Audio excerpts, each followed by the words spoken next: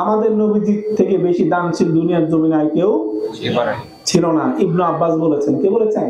ইবনে আব্বাস, আমাদের নূর নবীজির চাচাতো ভাই আব্দুল ইবনে আব্বাস। কানা নবী সাল্লাল্লাহু আলাইহি ওয়াসাল্লাম আজওয়াদান নাস।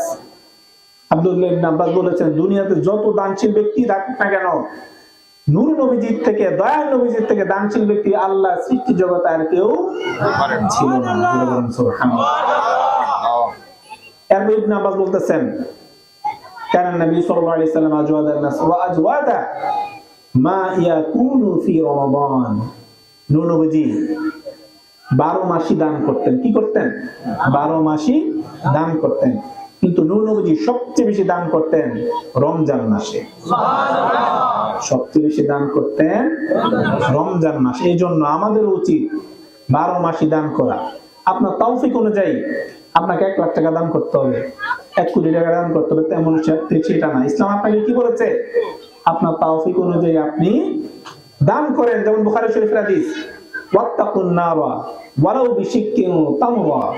ওয়াত্তাকুন নারা ওয়ালাউ বিশিক্কিন তামরা। নূর নবীজি বলেছেন, তোমার কাছে যদি বেশি ধন সম্পদ না থাকে, তুমি অন্তত একটা খেজুর হলেও দান করে, একটা খেজুর আল্লাহর রাস্তায় দান করে তুমি নিজেকে জাহান্নামের আগুন থেকে বাঁচাও।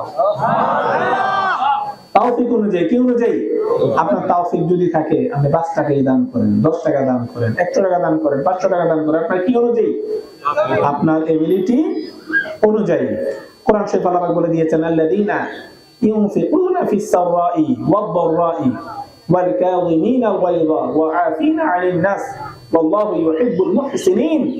কোরআন শরীফ আল্লাহ বলে দিয়েছেন যে তোমরা সচ্ছল অবস্থায় দান করো। মনে করেন আপনার ব্যবসা ভালো যাচ্ছে,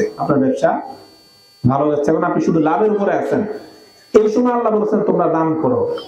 এবং অনেক সময় দেখা যায় ব্যবসা মন্দা যায় কিনা, লস আসতেছে, আল্লাহ বলে দিয়েছেন ওই অবস্থাতেও তোমরা কি করো? যখন ভালো থাকে তখন বেশি দান করো। কোরআন শরীফ আল্লাহ বলে দিচ্ছেন। আর যখন তোমরা একটু ক্রাইসিস অবস্থায় থাকবা, যে তোমরা একটু ক্রাইসিস সিচুয়েশনে আছো, তখন তোমরা কম দান করবা, কিন্তু দান করা বন্ধ করা যাবে না। এরপর আল্লাহ বলে দিচ্ছেন, ওয়াল কাযিমিনাল গায়যা, যারা নিজের রাগকে কন্ট্রোল করে, ওয়াল আফিনা আনিন নাস, এবং যারা মানুষকে ক্ষমা করে দেয়। এই 4টা কোয়ালিটি যার ভিতরে আছে। কয়টা কোয়ালিটি? 4টা কোয়ালিটি। একটা হলো সচ্ছল অবস্থায় সে দান করবে, 2 নাম্বার হলো সে অসচ্ছল অবস্থায়ও দান করবে, 3 নাম্বার হলো সে রাগের সময় নিজেকে কন্ট্রোল করবে, অর্থাৎ রাগের সময় সে তার দ্বারা কোনো খারাপ কাজ হবে না। 4 নাম্বার হলো যে ব্যক্তি মানুষকে ক্ষমা করে দেয়।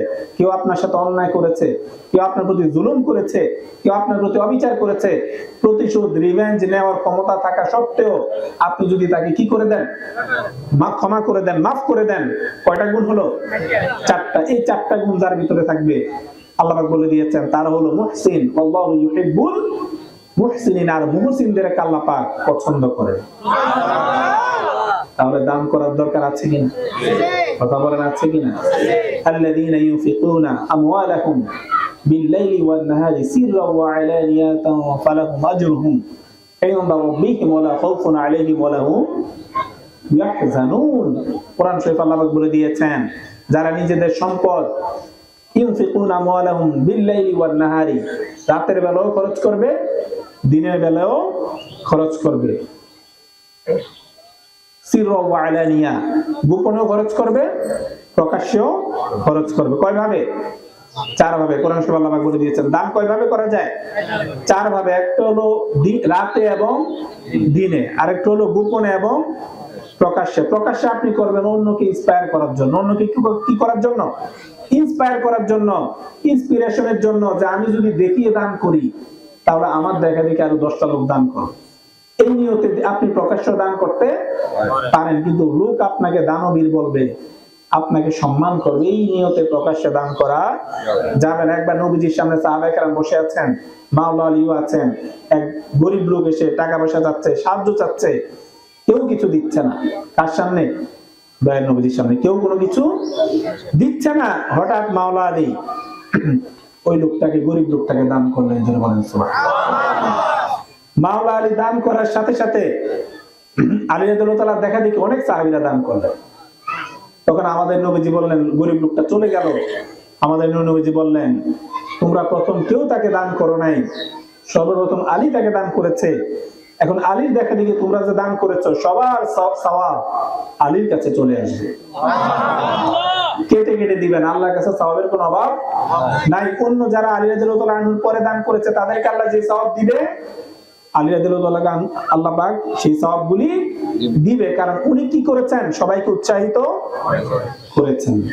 এইজন্য ভাইরা আমার, আল্লাহ পাক বলেছেন যারা চার ভাবে দান করবে, রাতে এবং দিনে, গোপনে এবং প্রকাশ্যে, এই চার ভাবে যারা দান করবে আল্লাহ পাক বলে দিয়েছেন লাহুম আজরুহুম ইনদা রাব্বিহিম ওয়ালা খাউফুন আলাইহিম ওয়ালা হুম ইয়াহজানুন। তাদের প্রতিদান, তাদের বিনিময় হলো তাদের রবের নিকট, অর্থাৎ আল্লাহর নিকট। এবং দুনিয়া এবং আখিরাতে তাদের কোনো চিন্তা নাই, তাদের কোনো ভয় নাই। তাহলে দানশীল হওয়ার দরকার আছে কিনা? কথা বলেন, দানশীল হওয়ার দরকার আছে কিনা? দানশীল, আমরা যত দান করব, দানে কখনো সম্পদ কমে না, কারণ আমাদের কাছে যাই সম্পদ আছে আমাদেরকে দিয়েছেন কে? আল্লাহ। আপনারা সবাই জোরে বলেন আল্লাহ, আরো জোরে বলেন আল্লাহ। দিয়েছেন আল্লাহ, সেজন্য আল্লাহ পাক এবার বলে দিচ্ছেন ইয়া আইয়ুহাল্লাযীনা আমানু আনফিকু মিম্মা রাযাকনাকুম। কোরআন শরীফে আল্লাহ পাক বলে দিয়েছেন হে ঈমানদারগণ, আমি তোমাদেরকে যে সম্পদের মালিক করেছি, আমি তোমাদেরকে যে সম্পদ দান করেছি, তা থেকে তোমরা আল্লাহর রাস্তায় বেশি বেশি দান করো।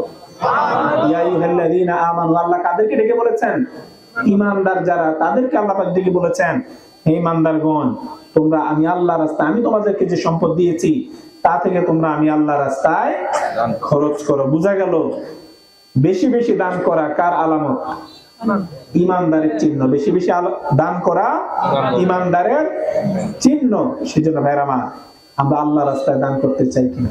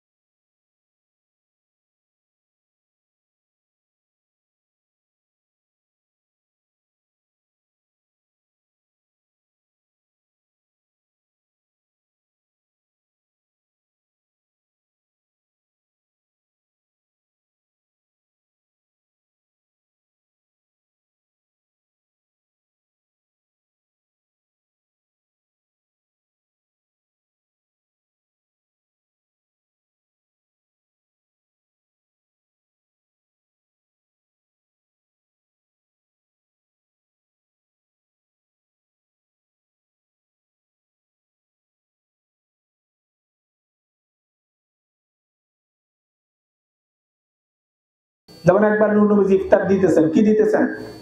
ইফতার। জোরে বলেন না সুবহানাল্লাহ। যে ব্যক্তি যতটা মানুষকে ইফতার করাবে, কানা লাহু মিসলু আজরি, নূর নবী বলেছেন সে ততটা রোজার সওয়াব পাবে। আপনি যদি 10টা মানুষকে ইফতার করান, 10টা মানুষ 10টা রোজা সওয়াব, আপনি একটা রেখেছেন, মোট কয়টা? 11টা রোজার সওয়াব আল্লাহ আপনাকে দিয়ে দিবে। সুবহানাল্লাহ। আমাদের নূর নবী কি করাচ্ছেন? ইফতার করাচ্ছেন। এমন সময় দুইজন লোকের জন্য ইফতার চাওয়া হলো, নূর নবীজি বললেন তারা রোজা রাখে নাই। তারা কি রাখে নাই?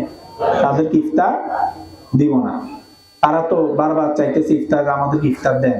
আমাদের নূর নবীজি বললেন না, তোমরা রোজা রাখো নাই, তোমরা দিনের বেলা দুইজন বসে বসে গীবত করেছো। যারা বলেন নাউজুবিল্লাহ। কি করেছো? গীবত করেছো। তাহলে বোঝা গেল গীবত করলে রোজা কি হয়ে যায়? নষ্ট হয়ে যায়। এজন্য বুখারী শরীফের হাদিস, নূর নবীজি বলেছেন মান লাম ইয়াদা কাওলা যুরি ওয়া আমালা বিহি ফালাইসা লিল্লাহি হাজাতুন ফি আইয়াদা তাআমাহু ওয়া শারাবাহু। নূর নবীজি বলেছেন যে ব্যক্তি রমজান মাসে রোজা রেখে মিথ্যা কথা বলা ছাড়তে পারে না, যে ব্যক্তি রোজা রেখে রমজান মাসে গীবত করা ছাড়তে পারে না, যে ব্যক্তি রমজান মাসে রোজা রেখে অশ্লীল কথা বলা ছাড়তে পারে না, তাকে রোজাদার বলা যাবে না। সে সারাদিন বলা যাবে সে সারাদিন কিছু খায় নাই, সে সারাদিন কিছু পান করে নাই। সেজন্য ভাইরা আমার সাবধান, রোজাকে কি করতে হবে? কষ্ট করে আমরা রোজা রাখি, রোজাটাকে কি করতে হবে?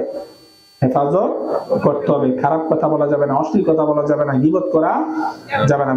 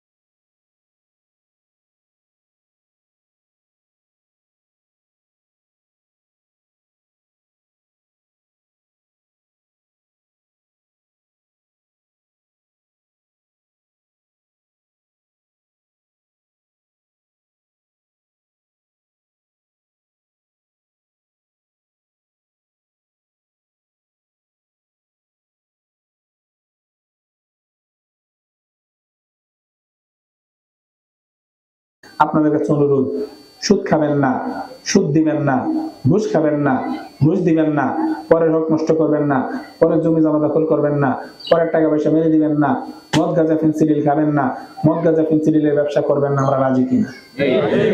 কথা বলেন, রাজি কিনা? সুদ খেলেও গুনাহ, সুদ দিলেও গুনাহ, ঘুষ খেলেও গুনাহ, ঘুষ দিলেও গুনাহ। আর আপনি যদি পরের হক নষ্ট করেন, আপনি যদি পরের জমি দখল করেন, আপনি যদি পরের টাকা পয়সা মেরে দেন, যার হক আপনি নষ্ট করেছেন সে মাফ না দেয়া পর্যন্ত আল্লাহ আপনাকে মাফ দিবে না। মনে রাখবেন, আল্লাহর কাছ থেকে মাফ পাওয়ার জন্য অপশনের অভাব নাই। আর যদিও আমাদের গুনাহ শেষ নাই, যদিও আমাদের গুনাহ শেষ নাই, আমাদের গুনাহ শুরু আছে, শেষ নাই, ঠিক কিনা? কিন্তু আমাদের গুনাহ যতই বেশি হোক না কেন, আল্লাহ রহমতের কাছে আমাদের গুনাহগুলি কোনো কিছুই না, ঠিক কিনা? আল্লাহর কাছ থেকে মাফ পাওয়ার জন্য অপশনের অভাব নাই। নামাজ পড়লে গুনাহ মাফ হয়ে যায়, রোজা রাখলে গুনাহ মাফ হয়ে যায়, তারাবির নামাজ পড়লে গুনাহ মাফ হয়ে যায়, হজ করলে গুনাহ মাফ হয়ে যায়, উমরা করলে গুনাহ মাফ হয়ে যায়, আল্লাহর জিকির করলে গুনাহ মাফ হয়ে যায়, কোরআন তেলাওয়াত করলে গুনাহ মাফ হয়ে যায়, নূর নবীজির দুরূদ শরীফ পড়লে গুনাহ মাফ হয়ে যায়। এরকম যত নেক কাজ আমরা করব, নেক কাজ করার সাথে সাথে আমাদের গুনাহ কি হয়ে যায়? মাফ হয়ে যায়। কিন্তু পরের হক নষ্ট করলে, পরের জমি জমা দখল করলে, পরের টাকা পয়সা মেরে দিলে, যার হক আপনি নষ্ট করেছেন সে ব্যক্তি মাফ না করা পর্যন্ত আল্লাহ আপনাকে মাফ করবে না। সেই জন্য সবচেয়ে বেশি ডেঞ্জারাস, সবচেয়ে বেশি ইনক্রেডিবল বিষয় হলো পরের হক। পরের হক নষ্ট করা যাবে না। মদ গাঁজা ফেন্সিডিল খাওয়া যাবে না। ভাইরা আমার মনে রাখবেন, আপনি যদি সুদের টাকা দিয়ে সাহারি করেন, ইফতার করেন, আপনার রোজা হবে? আপনি যদি ঘুষের টাকা দিয়ে সাহারি করেন, ইফতার করেন, আপনার রোজা হবে? আপনি যদি মদ গাঁজা ফেন্সিডিলের ব্যবসার টাকা থেকে ব্যবসা করে এই টাকা দিয়ে আপনি যদি সাহারি করেন, ইফতার করেন, আপনার রোজা হবে? হারাম খেলে রোজা হবে না, ঠিক কিনা? হারাম খাওয়া যাবে না, হালাল। সাহারি খেতে হবে হালাল টাকা থেকে, ইফতারও করতে হবে হালাল টাকা থেকে।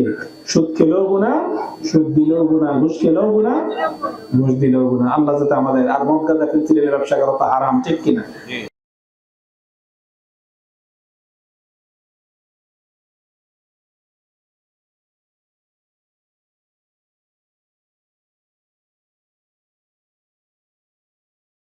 আল্লাহ যাতে আমাদের সবাইকে 5 ওয়াক্ত নামাজ পড়ার তৌফিক দান করেন। আল্লাহ যাতে আমাদের সবাইকে 5 ওয়াক্ত নামাজ পড়ার তৌফিক দান করেন। আল্লাহ যাতে আমাদের সবাইকে 5 ওয়াক্ত নামাজ পড়ার তৌফিক দান করেন। আল্লাহ যাতে আমাদের সবাইকে মা বাবার খেদমত করার তৌফিক দান করেন। আল্লাহ যাতে আমাদের সবাইকে মা বাবার খেদমত করার তৌফিক দান করেন। আল্লাহ যাতে আমাদের সবাইকে মা বাবার খেদমত করার তৌফিক দান করেন। আল্লাহ যাতে আমাদের সবাইকে হালাল রুজি রোজগার করার তৌফিক দান করেন।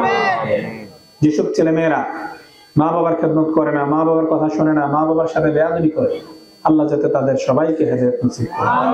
যেসব ছেলে মেয়েরা মা বাবার কথা শোনে না, মা বাবার সাথে বেয়াদবি করে, মা বাবার সাথে মিসবিহেভ করে, আল্লাহ যাতে তাদের সবাইকে হেদায়েত নসিব করে।